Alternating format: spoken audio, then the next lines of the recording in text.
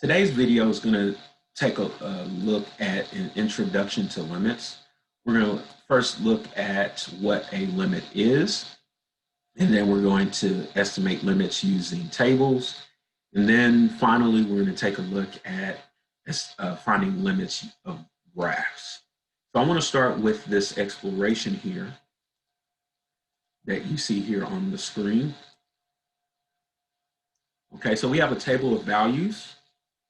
It says use a calculator to complete the table below for f of x equals x squared minus 3x plus 2 over x minus 2.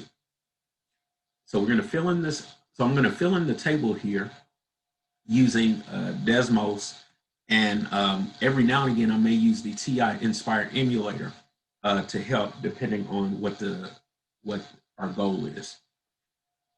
Second, we're going to find the value of C, and third, we're going to find the value of L.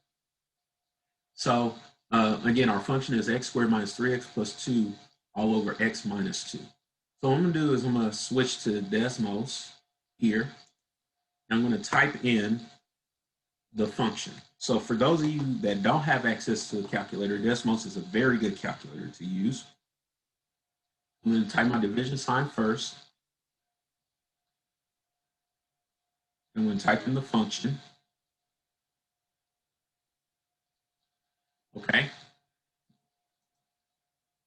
And once I type in the function, what I'm going to do is I'm going to hit this cog. And then what's going to happen is you're going to see convert to table option, duplicate, and then this X. But we want to convert to table. Okay. And what it does is it brings up a table of values. So now what I want to do is start typing in those tables of values that you saw previously. So it was 1.9, then 1.99, then 1.999, and then we're going to type in 2.001, 2.01, and then 2.1. Okay. And so what I want to do is I want to erase those. I'm going to just delete those. And I just want to take a look at these values here. Okay, I want to take a look at these values here. So these are the values I'm going to type in the table. So we got 0.9, 0.99, 0.999. And then on the other side of this value, we got 1.01, 1.01, and 1.1. So I'm going to go back and I'm going to write these values in the table. So it was 0.9,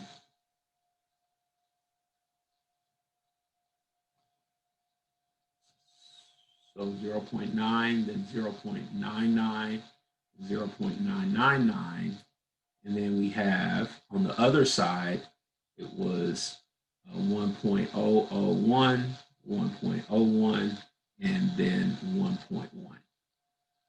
And it says, based on the results from part 1, determine the value of C, give a reason for your answer.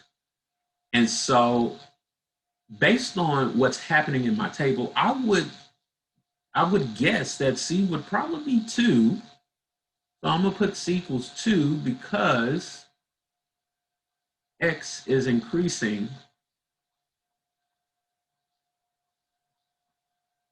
Looks like by 0.001, okay? It looks like we're getting closer and closer to 2 on X. And then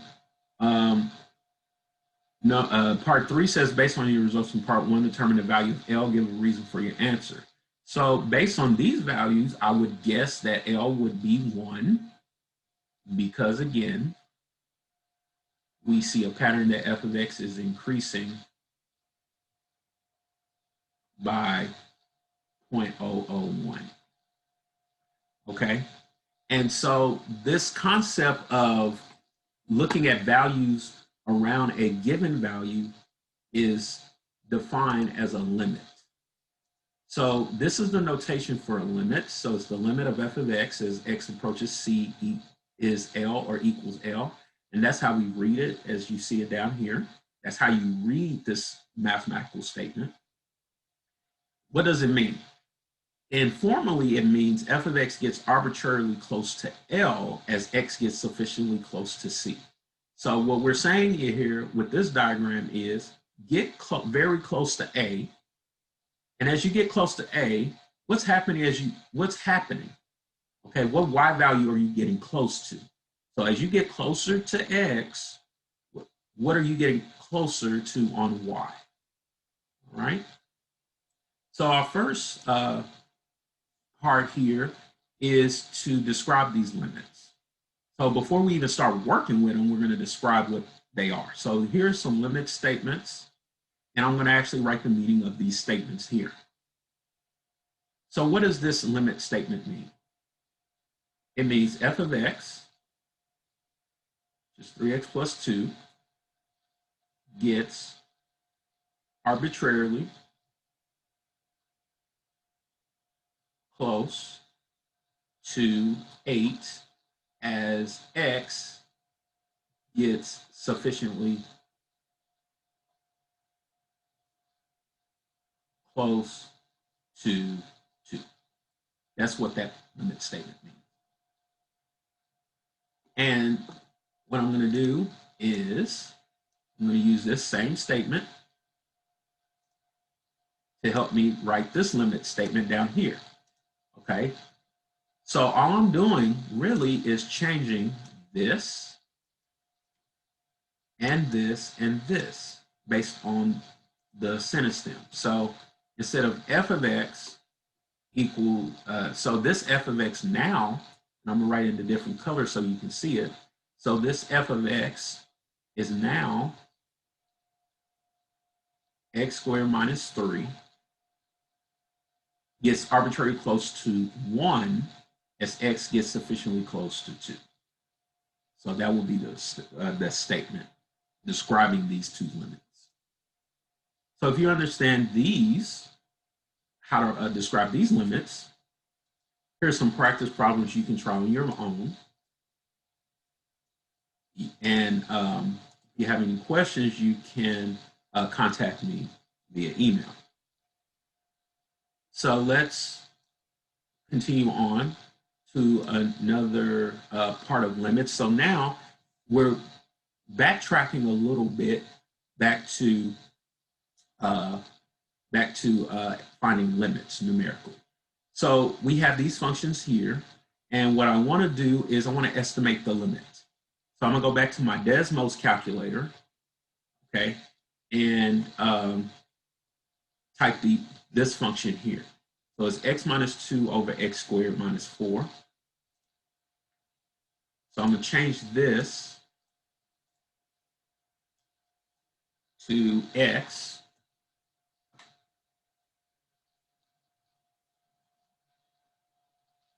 squared minus 4 in my denominator, and x minus 2. Okay, and so here are the values. So the x values were the same as the exploration, so we're just going to fill in. So we got 2.56, and then to 3 decimal places, and then we got 2.51, and then 2.50, and then this value here is 2.50 rounded, 2.49, and 2.43. Okay. So what I'm going to do is I'm going to actually write these values down in the table here.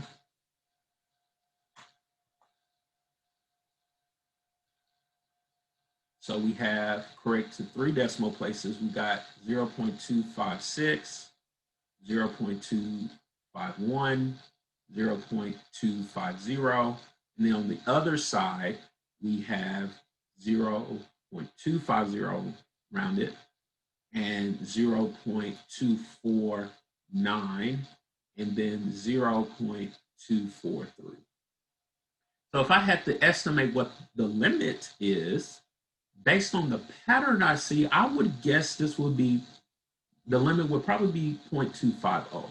Now, right now, we don't know a way to verify this. But as we get more in depth with limits, we'll be able to figure out some other techniques or strategies to find the limit and verify this. All right, so our next function is the next limit, I shall say, is the limit of square root of 4 minus x minus 3 all over x plus 5 as x approaches negative 5. So I'm going to type this in my Desmos calculator.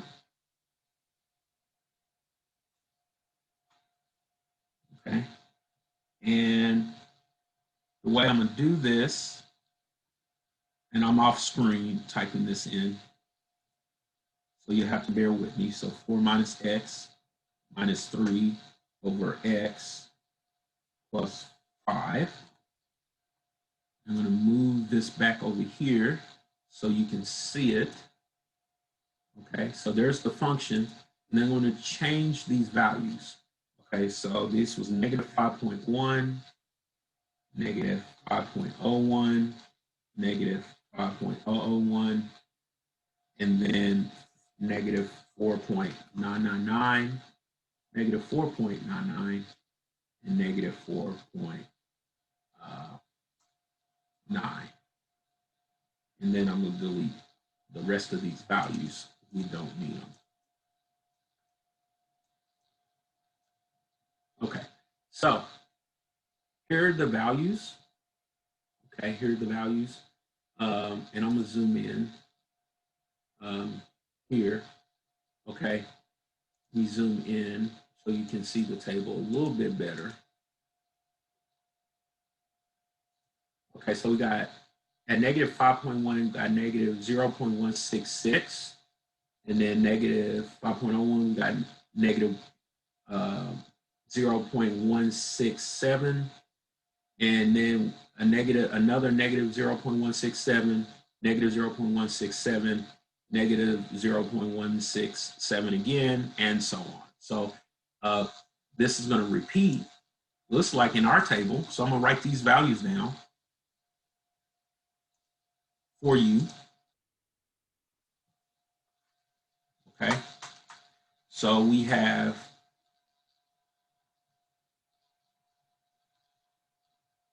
negative 0.166, negative 0.167, negative 0.167, and then on the other side, we have negative 0.167 again, negative 0.167, and again, negative 0.167. So based off what I see here in the table, I would deduce that the limit would probably be negative 0.167. Okay. So if you understood that, then you should be able to do these problems. You can use Desmos. You have a calculator emulator like the TI-84 or TI Inspire. You can use those as well. It's just you'll need to make sure you know how to find those values by using the ask function. All right, so now we're going to talk about finding a limit graphically. So we're going to take a look at left and right behavior. So we have this function given below here. So it's f of x equals 2 times absolute value x minus 1 all over x minus 1. Here's the graph here, and we're asked to fill in the table. So I'm going to go ahead and type this into my Desmos calculator. And the reason why I'm going to show you how to use the calculator in Desmos because it's very powerful. Okay, very powerful. So let me delete that. Okay, so 2, and then I'm going to scroll down a little bit so you can actually see it. There's a little keyboard icon down here. If you lift that up, it's going to give you all the different functions here. Okay, so 2 times absolute value. I'm going to type x minus 1. Okay, close my absolute value over x minus 1. And there's the graph there. And then I'm going to come type my values in. So 0.9, 0.99, 0.999. And we got 1.001, 1.01, 1.1, and I'm going to delete the rest of these. Okay, so let's delete the rest of these. Okay, so you can see here, the first three values are -2s, and then the next three values are +2s. I'm going to write that in our table.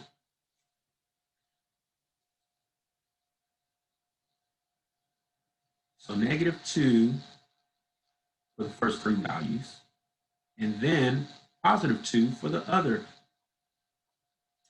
three values. And it says, based on the results from part 1, does the limit of f as x approaches 1 exist? Give a reason for your answer. So based off what we've been doing with our tables, we want to make sure that these values are approaching or getting close to some number so that we can make a guess. But here, if you notice, on the left side of 1, it's approaching -2, but then on the right side, it's approaching +2. So I don't know if I want to guess -2 or I want to guess +2. If I have to guess, then I know the limit does not exist. So I'm going to say no here. And I'm going to say f of x approaches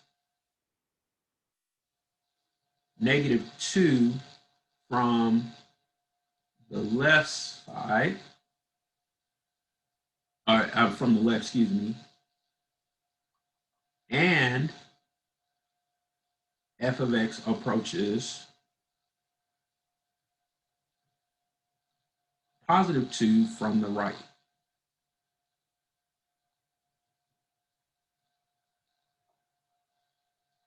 So I'm gonna keep that right there for now. And then I'm gonna go to another graph. This is -1 over x squared, and I'm gonna fill in the table below. So I need to go get a table. So let me get a table here and paste it here. Sorry about that. So there's the table. And so what I want to do is I wanted to fill in this table. So I'm going to go use Desmos again. I want to keep showing you Desmos so that way you'll be comfortable with it. So I'm going to delete this function. Type in -1 over x squared. And then I'm going to change these values, delete. I'm going to delete these values. So I'm going to type in my new ones. So it's -0.1, -0.1, -0.01,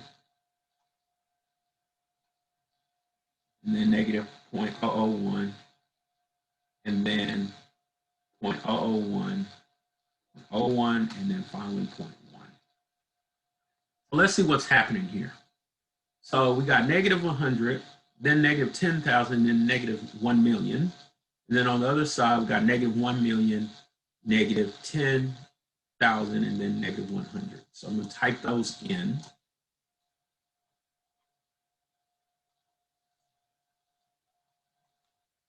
So I have -100, -10,000, -1 million. On the other side, I got -1 million,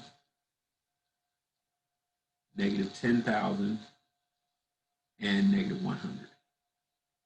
And so based on the results from part 3, does the limit of g of x exist? Give a reason for your answer.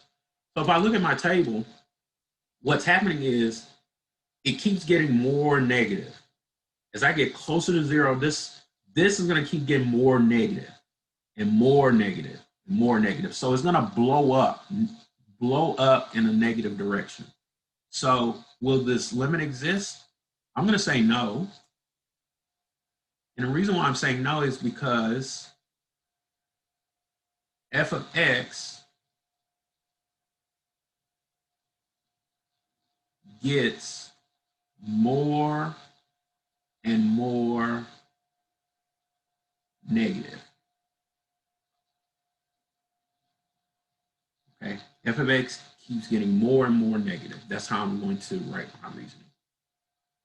So these are very interesting results because that's going to lead to the this slide here that talks about when limits don't exist. So here are three types of behaviors of graphs for which a limit doesn't exist.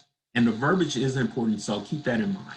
So f of x approaches a different number from the right side of C than it approaches from the left side. So we saw that in the first part of the exploration. So from the left side, it approaches some number, let's say here in this graph, -1. And then on the other side, it approached -4. So we can't decide if the limit's going to be -1 or +1 and +4, excuse me. We don't know if the limit's going to be 1 or 4.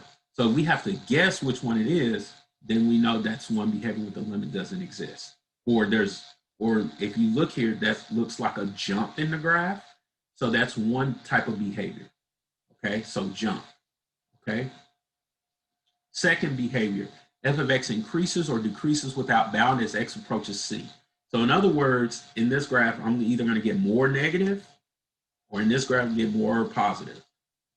That's an asymptote. Okay, so if you have a vertical asymptote, you know a limit doesn't exist there at that value. Okay, and then this unusual behavior, f of x oscillates between two fixed values as x approaches C. So in other words, it looks like a sort of trigonometric function or sine wave. Okay, so we have three types of behaviors. We have, when you have, now most students remember a limit doesn't exist in a graph when you have these types of behaviors. So when you have a jump in the graph, and I'm going to circle it for you. So if there's a jump in the graph,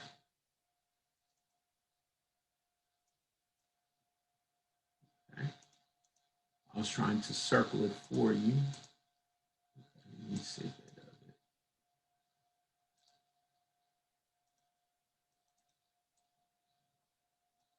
Okay, it's hidden behind the, excuse me, going back further. Okay, so let me draw a circle here. All right, and what I'm gonna do is make sure, so this behavior here,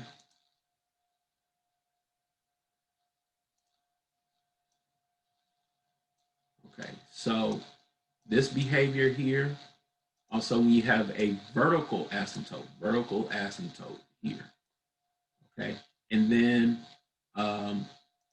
some oscillation or some wave going on. But more so, if you're asked to give a reason for your answer, you have to use the correct verbiage, okay? Because this signifies some form of calculus definition. Okay, so again, f of x approaches a different number from the right side of C than it approaches the left side. F of x increases or decreases without bound as x approaches C, or 3 oscillates between two fixed values as x approaches C. All right, so let's take a look at some graphs here. So here you're going to be asked to identify some values here, okay? And so let's take a look at, I'm going to fill in these numbers first, and then I'm going to come over here and fill out these numbers second. Okay, so here we're looking for f of -3. So I'm looking for the y value that corresponds when x is -3. So this is x. So that's my x value. So when x is -3, what does y equal? So let me go to -3 here. And it looks like I see a point here and it's solid. So it looks like the value of that is 1. F of negative 2 is the y value that corresponds when x is negative 2. So I'm going to go to negative 2 here. And it looks like when I first get to negative 2, there's an open hole here. So I'm going to look either above or below it. And I see a closed point here. So the value of f of negative 2 is negative 1. F of 1 is the y value that corresponds when x is positive 1. So when I go over to 1, I'm going to look above and below it. And I want the closed point here. So that's going to be negative 1. F of 3 is the y value that corresponds when x is positive 3. So I'm going to go over 3. I'm going to look above and below it. And I want, again, the point that's closed. So that's going to give you positive 1. So those are the function values using the graph. So now I'm going to come over here and find limits. Okay, so I want to find the limits of f as x approaches negative 3. So let me go find negative 3. So I'm going to mark it here. Okay, so I'm going to mark it here.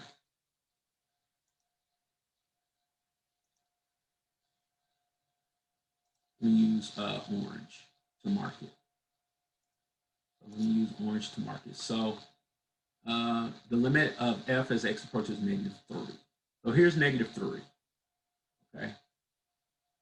So what I'm going to do is, so here's x equals negative 3. So I'm going to put a line here. So to find the limit, what you want to do is trace your graph. So I'm going to use 2 different colors here. So first I'm going to use red because I want to come from the left. So I'm going to start the leftmost part of my graph. I'm going to trace until I get to 3, and I'm going to stop, and I'm going to pick up that y value there. It looks like it's negative 3. Okay. Now what I'm going to do is I'm going to use a green highlighter. I'm going to start on the right side of my graph, and I'm going to trace it, and I'm going to keep tracing until I get to negative 3. I'm going to stop, and it looks like I got to the same value. So if my colors mix, the best way to remember that, if my colors mix, then I know the limit exists, and I write down what that y value is. And so that y value is going to be positive 3. Okay, so the limit is positive 3. So I'm going to erase this, and I'm going to do the same thing again. So I'm going to find the limit of f as x approaches negative 2. So I'm going to go mark my negative 2 here, right there. And then I'm going to trace my graph using my red highlighter. So I'm going to trace my graph till I get to negative 2. And I'm going to stop, and I'll pick up that y value there. That's 0. And then I'm going to trace the graph again, but from the right side using my green highlighter. And when I get to 2, I'm going to stop, and I get to negative 1. So these colors don't meet. They don't meet. So therefore, the limit does not exist. So how do we write the limit doesn't exist? Most put D and E for does not exist. Okay. They don't put does not exist for if the limit doesn't exist here. So I'm going to erase. And again, I'm going to do the same thing. The limit of f as x approaches 1. So I'm going to go mark 1 here, and I'm going to trace my graph. Trace my graph until I get to 1. I'm going to stop. My y value is negative 1 there. And then I'm going to trace my graph from the right side using my green. And I got to 1, I need to stop. And I got a limit of 2. So this red and green don't meet. Therefore, the limit doesn't exist. It does not exist.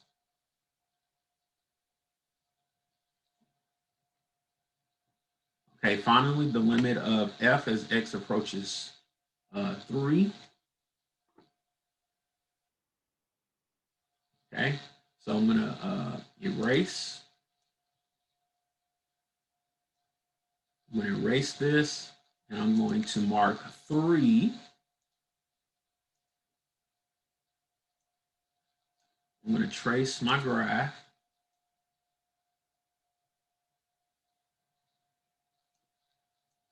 Till I get to positive 3, and I'm going to stop right there.